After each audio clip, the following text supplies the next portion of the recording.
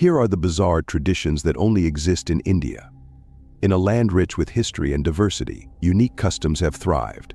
From sacred rituals to peculiar celebrations, these traditions might baffle outsiders. Why do they endure? Let's delve into the heart of these intriguing practices. Chapter 1. The Festival of Thaipusam. Imagine piercing your skin with skewers, hooks, and other sharp objects in a public display of devotion. This is exactly what happens during Thaipusam, a Hindu festival celebrated primarily in the southern states of Tamil Nadu and Kerala, and by the Tamil community worldwide. Dedicated to Lord Murugan, the god of war, Thaipusam is a testament to the incredible feats of endurance and faith. Participants, known as kavadi bearers, undergo a strict period of fasting and abstinence before the festival. On the day of Thaipusam, they walk in a trance-like state, carrying ornate structures called kavadis, often with sharp skewers piercing their cheeks, tongues, and other parts of their body. The pain is believed to be a form of penance and a way to attain spiritual liberation. While it might seem extreme, for the devotees, it's an act of love and devotion, transcending physical pain. Chapter 2. The Aghori Sadhus of Varanasi. Varanasi, one of the oldest inhabited cities in the world, is known for its ghats, temples, and spiritual energy. Among its many fascinating aspects are the Aghori Sadhus, ascetics who follow a path of renunciation and seek spiritual enlightenment through unconventional means. The Aghoras believe in transcending societal norms and embracing practices that most would find repugnant. Living in cremation grounds, these sadhus use human skulls as bowls and engage in rituals involving human remains. Their philosophy is rooted in the idea that the divine exists in everything, even in what we consider impure or taboo. By challenging these taboos, they aim to overcome fear and attachment, seeking to attain a state of absolute purity and enlightenment. Chapter 3. The Baby Tossing Ceremony. In the small village of Solapur in Maharashtra, a peculiar and controversial tradition has been practiced for over 700 years. During the annual Baba Umar Dargah festival, infants are tossed from the roof of a 50-foot shrine, only to be caught in a cloth held by a group of men below. This ritual is believed to bring good health, prosperity, and long life to the child. While the origins of this practice are shrouded in mystery, it continues to be a significant event for many local families. Despite modern criticism and concerns about the safety and welfare of the children, the tradition persists, underscoring the deep-seated belief in its auspicious benefits. This ritual highlights the complex interplay between faith, tradition, and modernity in India. Chapter 4. The Living Root Bridges of Meghalaya. In the northeastern state of Meghalaya, the Khasi and Jaintia tribes have perfected the art of creating living root bridges. These natural wonders are made by guiding the aerial roots of the Ficus elastica tree across streams and rivers, where they eventually take root and grow strong enough to support human weight. Some of these bridges are over 100 feet long and can last for centuries. The living root bridges are not just functional but also a testament to the harmony between humans and nature. This practice showcases the ingenuity and patience of the local tribes, who have found a sustainable and eco-friendly way to traverse their rugged terrain. Walking across one of these bridges is like stepping into a fairy tale, where nature and human creativity intertwine seamlessly. Chapter 5. The Festival of Onam. Onam, the harvest festival of Kerala, is a 10-day extravaganza that marks the homecoming of the mythical king Mahabali. According to legend, Mahabali was a benevolent ruler whose reign was marked by prosperity and happiness. The gods, feeling threatened by his popularity, sent Lord Vishnu in the form of Vamana to send him to the netherworld. However, Mahabali was granted permission to visit his kingdom once a year, and Onam celebrates his annual return. The festival is characterized by elaborate feasts known as Onam Sadhya, intricate flower arrangements called Pukalam, traditional dances, boat races, and various games. One of the most iconic events is the Pulakali, or tiger dance, where men paint themselves as tigers and dance to the rhythm of traditional music. Onam is a vibrant and joyous celebration that brings together people of all communities, reflecting the spirit of unity and cultural richness of Kerala. Chapter 6. The Bani Festival of Devaragatu.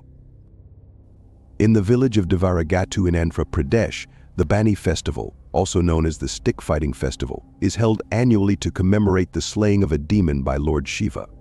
During this event, participants from different villages gather and engage in a fierce battle using sticks.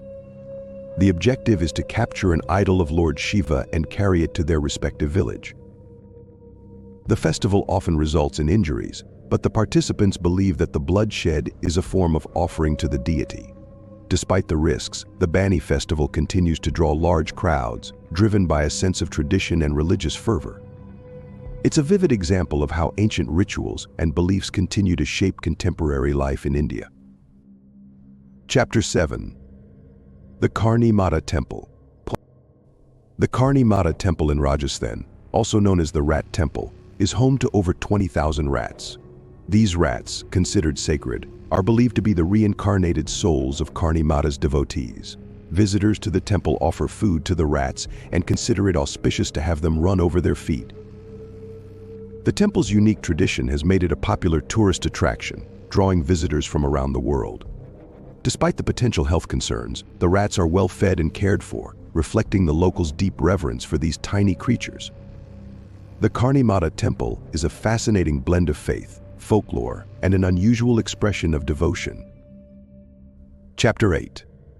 The Jallikattu Bull Taming Festival. Jallikattu is a traditional bull taming sport practiced in the southern state of Tamil Nadu during the Pongal festival. The objective is for participants to hold onto the hump of a bull and ride it for as long as possible, often trying to grab a prize tied to its horns. This sport has deep cultural significance and is seen as a way to honor and celebrate the strength of the bulls. Despite being criticized for animal cruelty and banned multiple times, Jallikattu remains an integral part of Tamil culture. The sport is seen as a symbol of Tamil pride and heritage, with passionate supporters advocating for its continuation. Jallikattu is a vivid reminder of how deeply traditional sports and rituals are woven into the cultural fabric of India. Chapter 9. The Nag Panchami Festival. Nag Panchami is a Hindu festival dedicated to the worship of snakes, particularly cobras. Celebrated across India, this festival involves offering milk, sweets, and flowers to snake idols or live snakes, believed to be the embodiment of the serpent gods. Devotees visit temples and shrines, seeking blessings and protection from snake bites. In rural areas, snake charmers bring live cobras to homes, where they are worshipped and fed. This tradition, while fascinating, also highlights the coexistence of humans and wildlife in India. The reverence for snakes is deeply rooted in mythology and symbolizes the balance between fear and respect for nature. Chapter 10. The Holi Festival of Colors. Holi, the Festival of Colors, is one of the most famous and widely celebrated festivals in India.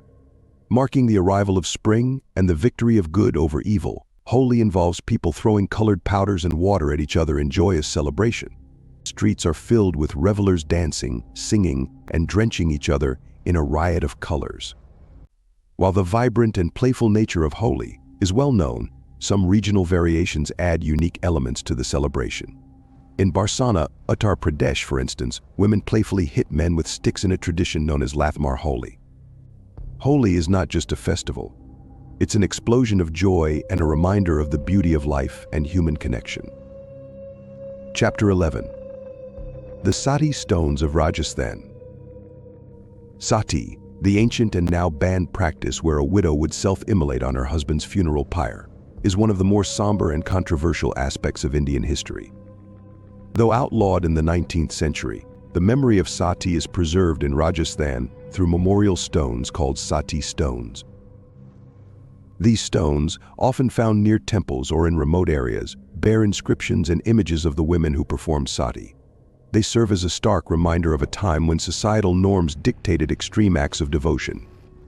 Today they stand as historical artifacts, prompting reflection on the evolving status and rights of women in India. Chapter 12. The Festival of Bani in Andhra Pradesh. In the small village of Kurnool, Andhra Pradesh, an extraordinary and perilous tradition unfolds every year during Dussehra. Known as the Bani Festival, men from different villages engage in ritualistic combat with sticks, symbolizing the victory of good over evil.